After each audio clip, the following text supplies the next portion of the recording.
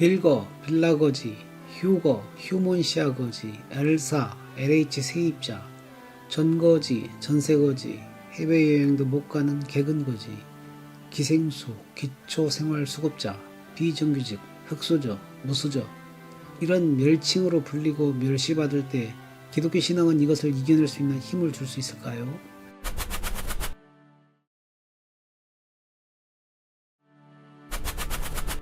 (21세기) 신귀족의 출현과 함께 신계급사회가 도래하고 있습니다. 과거의 계급사회가 혈통을 통해 기득권을 세습했다면 신계급사회는 능력을 통해 기득권을 세습한다는 점에서 좀 다릅니다. 다시 말해서 이는 재산과 학력, 직급이나 지위로 계급이 구분되는 사회라는 뜻입니다. 여러 멸칭들은 이러한 신계급사회의 징후들입니다. 이들 멸칭 가운데 몇 개는 저에게도 해당되는 것 같은데요. 그런데 이런 칭호들로 불리고 조롱당하거나 차별받는 상황이 올 때 견디기가 어렵습니다. 진짜로 견디기 어려운 것은 타인의 시선보다 자기 자신의 시선입니다. 타인이 그렇게 자신을 부를 때 어느 순간 자신도 그 시선으로 자기 자신을 바라보게 되는 것이죠. 그 순간 그 멸칭은 자기 정체성을 형성하는 핵심 요인이 됩니다. 그 멸칭을 스스로 내면화해 버리는 것이지요. 그래 맞아. 난 거지 같아. 그러면 스스로 주눅들고 비참하고 수치스럽고 괴로워지는 것입니다. 그런데 복음은 바로 이렇게 멸시받는 이들을 향해서 놀라운 능력을 제공해 줍니다.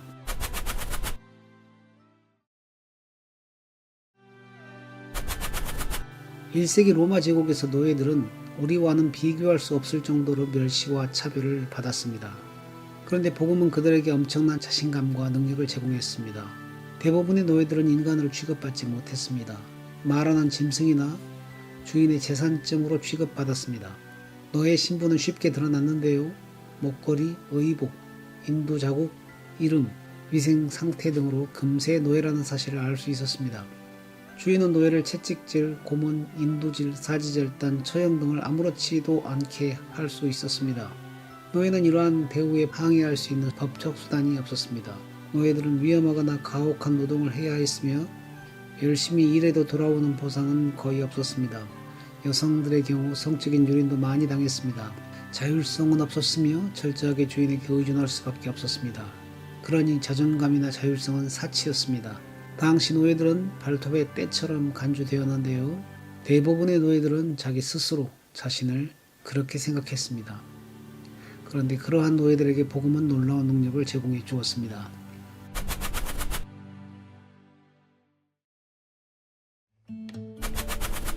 복음이 노예들에게 큰 능력을 제공한 방식을 살펴보기 위해서 로마서 6장을 봐야 합니다. 로마서 6장에서는 바울의 구원론이 세례의 신학으로 전개되고 있습니다. 무릇 그리스도 예수와 합하여 세례를 받은 우리는 그의 죽으심과 합하여 세례를 받은 줄을 알지 못하느냐. 그러므로 우리가 그의 죽으심과 합하여 세례를 받음으로 그와 함께 장사되었나니. 바울이 이 말을 제대로 이해하려면 당시 세례는 물속에 완전히 잠기는 밥티조, 즉 침례식이었다는 점을 기억할 필요가 있습니다. 침례라는 그림 언어는 중요한 구원의 신학을 제공해 주는데요. 가령 어떤 노예가 침례를 받기 위해서 물속에 잠기는 순간 그는 그리스도와 함께 죽게 된다는 것입니다. 바로 이 순간 그의 모든 옛 자아는 물속에 잠겨 사라지게 된다는 거예요. 과거에 그가 행한 모든 죄와 허물은 물론이고 노예라는 그의 신분도 죽고 없어집니다. 남자와 여자, 주인과 종, 유대인과 이방인이라는 모든 정체성도 다 사라지게 된다는 것입니다. 5절 만일 우리가 그의 죽으심과 같은 모양으로 연합한 자가 되었으면 또한 그의 부활과 같은 모양으로 연합한 자도 되리라. 바울은 여기서 그리스도와 함께 죽었으면 이제 그리스도와 함께 부활에 참여하게 된다고 말합니다. 침례라는 그림 언어에서 이것은 몰 위로 올라오는 장면을 통해서 표현됩니다. 이 순간 그는 더는 남자나 여자, 유대인과 이방인, 노예와 주인과 같은 정체성이 아니라 질적으로 완전히 다른 새 정체성을 부여받게 됩니다. 그것은 어떤 정체성일까요? 법 조문으로 된 계명의 율법을 폐하셨으니 이는 이 둘로 자기 안에서 한 새 사람을 지어 화평하게 하시고. 바울은 새 정체성을 한 새 사람이라고 표현했습니다. 갈라디아서 3장 28절은 이렇게 말합니다. 너희는 유대인이나 헬라인이나 종이나 자유인이나 남자나 여자나 다 그리스도 예수 안에서 하나이니라. 성별, 계급, 인종, 문화를 초월하여 모두를 하나로 만드는 정체성이 바로 부활의 정체성입니다. 성도는 믿음으로 구원받고 세례, 침례로 구원을 공개적으로 선포할 때 부활의 정체성을 부여받게 됩니다. 바울은 말합니다.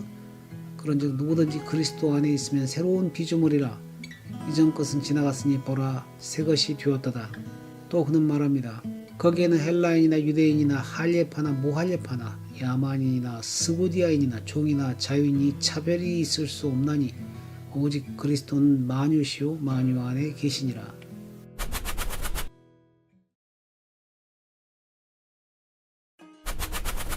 복음은 당시 차별받으며 인간 취급을 받지 못하고 있던 노예들에게 그대들은 주인과 똑같이 신의 사랑을 받는 신의 아들과 딸들이요 라고 선언했던 것입니다. 이것이 노예들을 얼마나 기쁘게 하고 감격하게 했을지 상상하기 쉽지 않습니다. 바울은 세례를 받은 크리스찬 노예들에게 이렇게 말했습니다. 주 안에서 부르심을 받은 자는 종이라도 주께 속한 자유인이요. 반면에 노예 주인들에게는 이렇게 말했습니다. 또 그와 같이 자유인으로 있을 때 부르심을 받은 자는 그리스도의 종이니라. 종을 향해서는 자유인이라고 말하고 주인을 향해서는 종이라고 말합니다. 이것이 바로 복음의 역설이죠. 이 복음 때문에 부작용마저 생겨났습니다. 에베소 교회에 출석 중인 크리스찬 노예들 중에는 나는 이제 복음으로 말미암아 자유인이 되었으니 주인에게 함부로 행동해도 되겠지 라고 생각하는 이들이 있었던 것입니다. 이들은 복음을 절반만 이해한 것입니다. 복음은 자유하게 하지만 무례하게 행동하게 하지 않습니다. 그래서 바울은 믿는 상전이 있는 자들은 그 상전을 형제라고 가볍게 여기지 말고 더 잘 섬기게 하라 라고 했습니다.